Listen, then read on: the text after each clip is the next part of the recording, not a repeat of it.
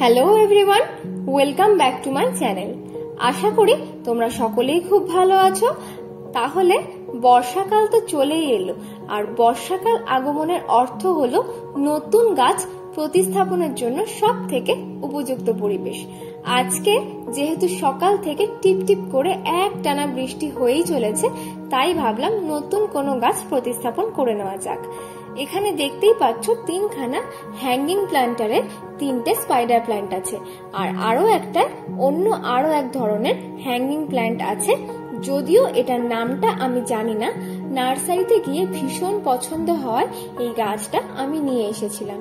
আর তখন প্রায় 6 থেকে 7টা ব্রাঞ্চ ছিল, আর আজকে দেখো গাছটা কতটা ঝাঁকড়া হয়ে গেছে আর নতুন প্রচুর ব্রাঞ্চ বেরিয়েছে।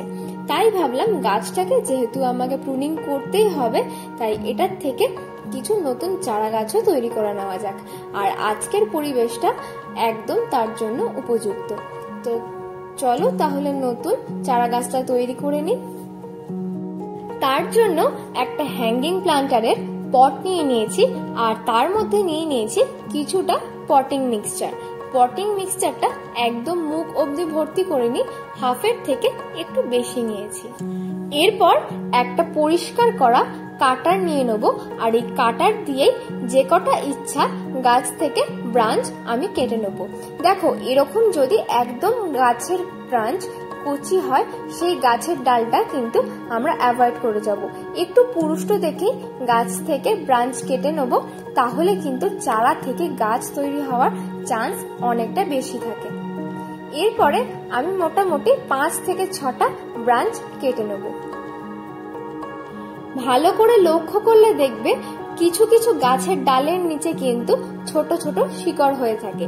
সেই ব্রাঞ্চগুলো নিলে কিন্তু গাছ থেকে চারা তৈরি হওয়ার সম্ভাবনা আরো বেশি।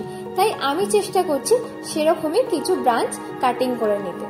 গাছটা থেকে আমি প্রায় 5 থেকে 6টা ব্রাঞ্চ কেটে নিয়েছি, আর ব্রাঞ্চের নিচের দিকের পাতাগুলোকে ভালো করে ছাড়িয়ে নিয়ে পটিং মিডিয়ার মধ্যে এইভাবে পুঁতে দিচ্ছি। এইভাবে পুঁতে দিলে কিন্তু খুব সহজভাবে চারা গাছ তৈরি হয়ে যাবে। আর আজকের ভিডিওটা যদি ভালো লেগে থাকে অবশ্যই একটা লাইক, শেয়ার আর কমেন্ট করে দিও। আর গাছটা ভবিষ্যতে কেমন হলো, কতটা গ্রো করলো আর চারাগুলো কতটা বড় হলো, সেই আপডেট আমি চ্যানেলে অবশ্যই দিয়ে দেবো। তার জন্য চ্যানেলটাকে সাবস্ক্রাইব করে বেল আইকনটা অবশ্যই প্রেস করে দিও, যাতে নতুন কোনো ভিডিও দিলে তোমাদের কাছে সেটা সব থেকে আগে পৌঁছে যায়। আজকের মতো ভিডিও এখানেই শেষ করছি, চলে আসবো নতুন কোনো ভিডিও নিয়ে। আজকের মতো টাটা।